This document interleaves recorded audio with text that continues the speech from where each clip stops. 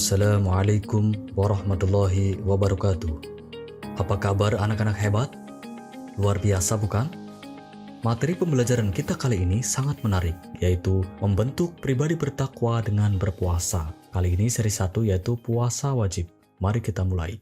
Apa itu puasa? Puasa adalah menahan diri dari segala sesuatu yang membatalkan puasa, mulai dari terbit fajar sampai terbenam matahari dengan niat dan beberapa syarat tertentu. Apa dasar perintahnya?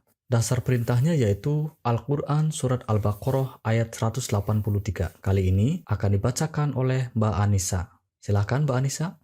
A'udzu billahi minasyaitonir rajim.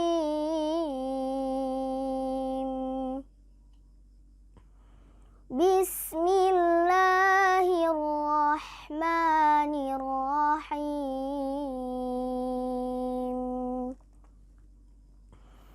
Ya ayyuhalladzina amanu kutiba alaikumus siyamu kama kutiba alal ladzina min qablikum kama kutiba alal ladzina min qablikum la'allakum tattaqun.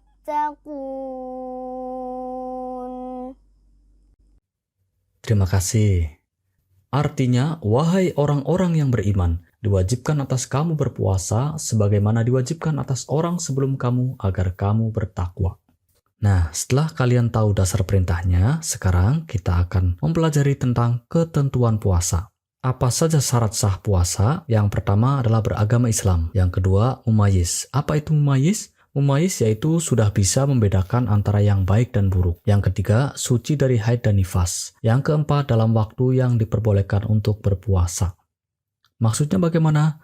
Jadi, ada beberapa waktu di mana kita dilarang untuk berpuasa. Nanti akan kita pelajari pada bab ini. Berikutnya adalah rukun puasa. Rukun puasa ada 2 anak-anak. Yang pertama, niat untuk berpuasa. Niat itu di dalam hati anak-anak. Adapun membaca lafal niat itu adalah sunnah. Kemudian yang kedua, menahan diri dari segala sesuatu yang membatalkan puasa dari terbit fajar sampai terbenamnya matahari. Hal-hal yang membatalkan puasa. Apa saja hal-hal yang membatalkan puasa? Yang pertama, makan dan minum dengan sengaja. Jadi kalau tidak disengaja, misalkan kita lupa, itu tidak membatalkan. Yang kedua, muntah yang disengaja. Kemudian yang ketiga, berhubungan suami istri. Yang keempat, keluar darah haid atau nifas bagi perempuan. Yang kelima, gila atau sakit jiwa. Kemudian yang keenam, keluar cairan mani dengan sengaja. Namun bila keluarnya tidak disengaja, misalkan karena mimpi, maka itu tidak membatalkan.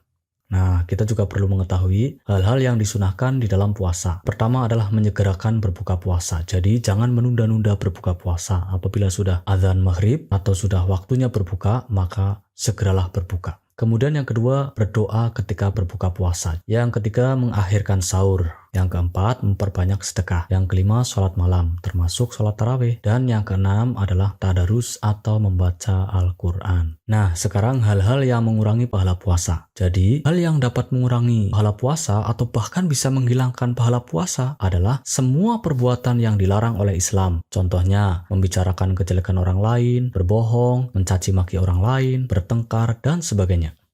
Bagaimana anak-anak?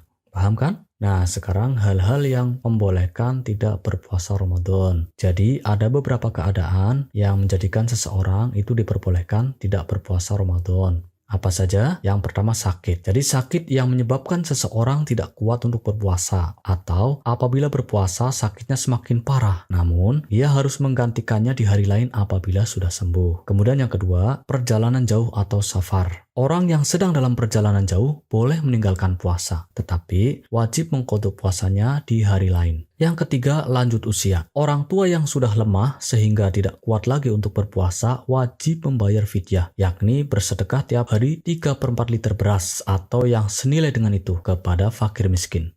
Yang keempat adalah hamil dan menyusui. Orang yang sedang hamil maupun menyusui, kalau khawatir akan menjadi mudarat atau bahaya kepada dirinya sendiri atau beserta anaknya, maka wajib mengqadha puasanya sebagaimana orang yang sedang sakit. Namun, kalau hanya khawatir akan menimbulkan mudarat bagi anaknya, ia wajib mengqadha puasanya dan membayar fidyah kepada fakir miskin.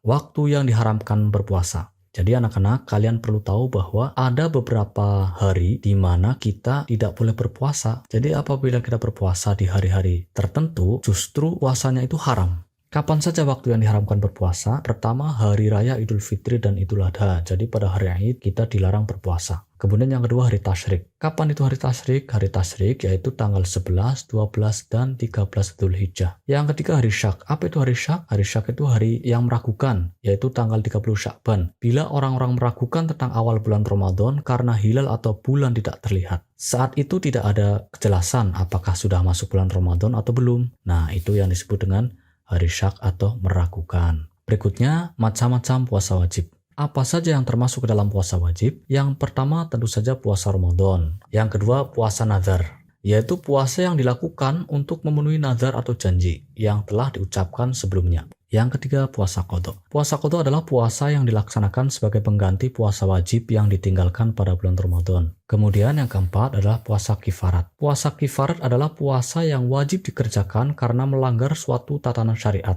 Setelah kalian sudah mengetahui tentang beberapa ketentuan puasa, maka kita juga perlu mengetahui tentang hikmah berpuasa. Jadi puasa itu suatu ibadah yang memiliki banyak hikmah. Di antaranya yang pertama, meningkatkan keimanan, meraih derajat ketakwaan, dan mendorong seseorang untuk senantiasa bersyukur kepada Allah.